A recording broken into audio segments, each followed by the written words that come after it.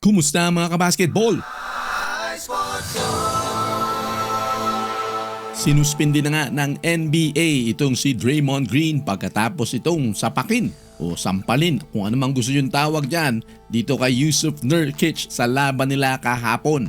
24 oras lamang umaksyon agad ang NBA, suspended indefinitely at walang sweldo.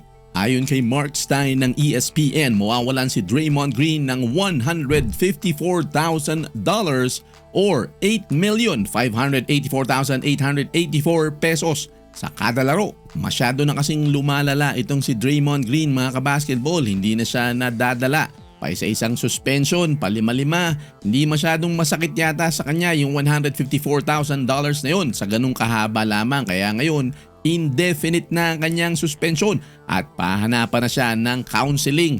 Dahil alin sa dalawa, may pinagdadaanan nito sa buhay o may problema na talaga mentally dahil hindi niya na makontrol yung init ng kanyang ulo at ibang-iba na talaga. Para sa mga mahilig tumalpak dyan at tambay ng mga sportsbook at game apps, pasok na sa Arena Plus. Bukod sa sportsbook at games, pwede mo pa mapanood ng live ang NBA, PBA at iba pang sports. Mag-register na. Scan lang ang QR code na ito. Para sa iba, mabigat ang indefinite suspension without pay. Kaya lang, yan yata talaga ang kailangan. Biro nyo mga kabasketball ay kailan lamang sinakal nito, binaltak ang leeg nitong si Rudy Gobert. At kakabalik pa lamang nito mula sa 5-game suspension, abay heto na naman siya. Siguro panahon na dahil mahaba na ang kasaysayan nitong si Draymond Green sa mga ganitong mga pinaggagawa niya.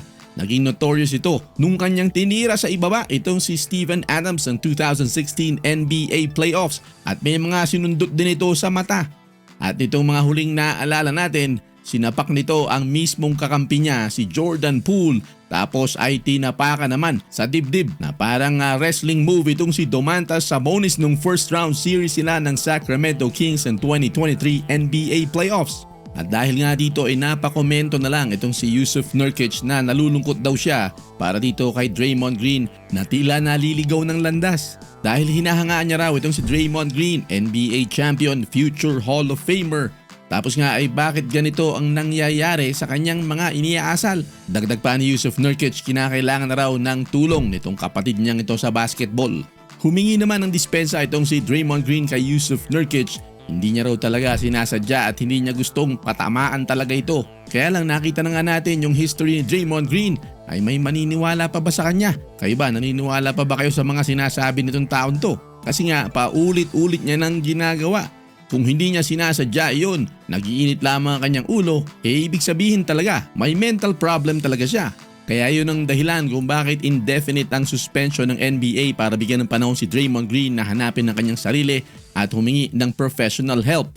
Ayon kay Adrian Wojnarowski, magmi-meeting daw ang Warriors GM na si Mike Dunleavy Jr. at ang agent ni Draymond Green na si Rich Paul para sa mga susunod na hakbang para maisaayos nga itong si Draymond. Sa mga mahilig tumalpak dyan, pasok na sa Arena Plus. Lahat ng paborito mong sports nandito sa Arena Plus. Para mag-register, scan lang ang QR code. At may bonus na 850 pesos para sa first-time users. Pwede mong ilaro sa sports o iba't ibang klaseng games sa loob ng Arena Plus.